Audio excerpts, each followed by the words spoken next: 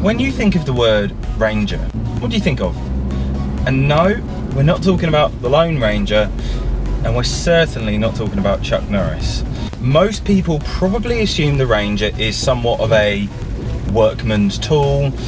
Generally you see it going towards construction workers, loading lots of equipment into it. But do you think of something which is unstoppable off-road, gives you frugal fuel economy, and is just the most insane machine you've ever driven? That's what Ford have done with this, the 3.2 litre V6 Wildtrak Ranger. Now my particular one comes with a few extra options which pushes this up to nearly £40,000 on the road. But these options include things like the off-road pack, a driver assistance pack, and then you're looking at basically being unstoppable in any form that you could drive it in. Fuel economy is really important, and some may argue that while this is a machine made for pulling things and carrying heavy loads, fuel economy shouldn't matter, but it does.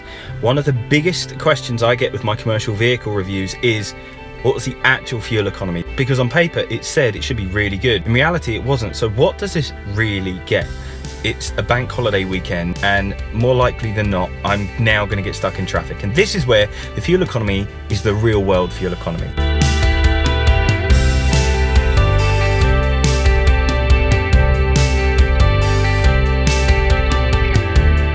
3 hours later I arrive, and the really surprising thing is that pre-getting into some horrific traffic on the M25 around Dartford, I was actually turning around 38 miles per gallon. Put in that really bad traffic and it knocked it down to 35.3. To be turning around that fuel economy while giving you all the conveniences you could ever ask for, Ford have really nailed the engine on this. So let's start with what this exactly is.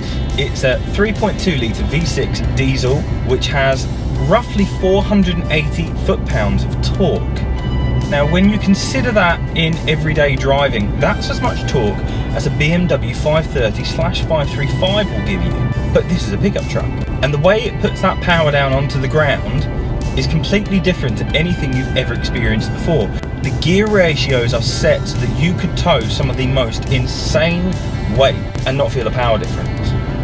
And in actual fact, if you were to be going up very, very steep inclines, even on road tyres, sticking it in low range means you never get stuck. Accidents are a way of life, and I stumbled onto one. And now the Wildtrak is gonna help recover that vehicle to a nearby area, probably with ease, but it's a bit of a document of what's going on, because I don't really know what's going on.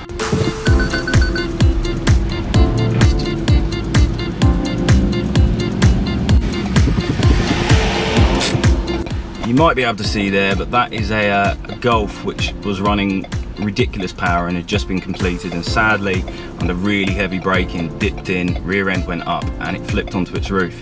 And while we've got it over, it now needs to be recovered to a car park.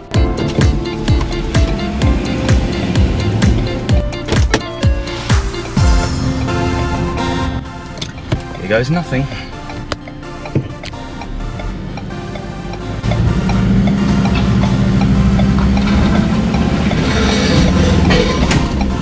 Well, that yanked it quite easily. Bear in mind, he's steering backwards. Very slowly. Very, very slowly. Don't worry about that. These people can just wait. You're not going far. And then just be aware if you need to brake. Horn if you need to. Just keep it really slow. There's no rush.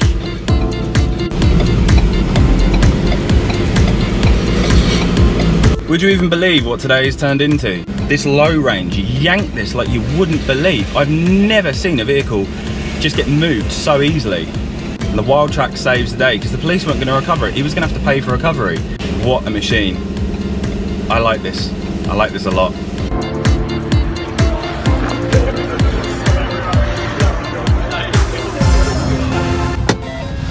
Ranger to the rescue.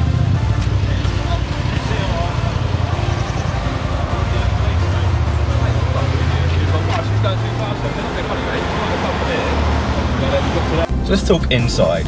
It's a really comfortable place to be. In fact, it's as close to a Focus as you can get not being in a Focus. This is probably the most car-like commercial vehicle that Ford make. with their brand new sync system up here, allowing you to connect your mobile phone and have your Spotify playlists and call people all without having to even touch anything. It means that you can get on with a lot of stuff while you're on the go. Combine that with the fact that you have comfortable seats with lumbar support. These are electric, the passenger ones aren't. They're heated, and that it's quiet enough inside that you're not being drowned out by the outside world. Generally, the problem with commercial vehicles is that in extensively long driving situations, you find yourself almost deafened inside, and that's not a problem with the Ranger. Continuing with conveniences, this one comes with things like puddle lights, your general convenience pack, and a power inverter in the back. Decent luggage capability is always a must in a commercial vehicle, but definitely more so in a pickup. To demonstrate this, I thought what better way than to set my entire live rig up in the bed. Outside, Ford have made the Ranger bigger, manlier and stronger. It's a great looking truck that can take all kinds of abuse, and your ride height is high enough that you don't ever really consider anything as being too big to go over. The rear bed is substantial, and then there's that thing where this can take, combined with the vehicle and the total gross weight, 3.5 tons. Now, the rollover locking top on the back is great. While at the beginning slightly confusing, I'm going to be honest, I actually had to watch a video on figuring out how to use it because it didn't quite make sense. Once you understand it, it's easy. It's easy to use, it's light to use, it's extraordinarily substantial, and to make sure that you don't get any rust or water where you don't want it to be, it's even got its own drainage system to ensure that any water that lands on the top drains out underneath. When I said earlier about taking the Wildtrak off-road on road tyres and going up steeper inclines, it would do fine, that was actually from experience because I took it green laning. On the road tyres, you did notice every now and then that it was not able to get as much traction as you would like, but it dealt with it. And then coming down, the downhill assist really helped to then just let you pull out onto the road and drive off normally. But it didn't stop there. As soon as I then decided to go near any beach or any water, the height clearance was good enough that at no point were you considering that maybe your wading depth was going to be an issue.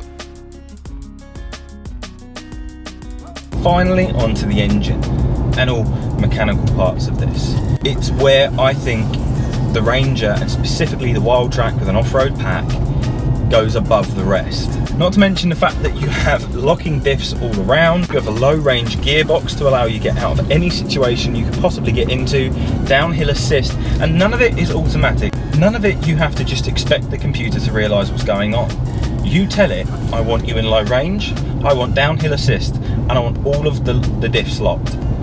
Done. The 6-speed manual box in this specific one is not my favourite box in the world, but it feels chunky, it feels substantial, and you trust it.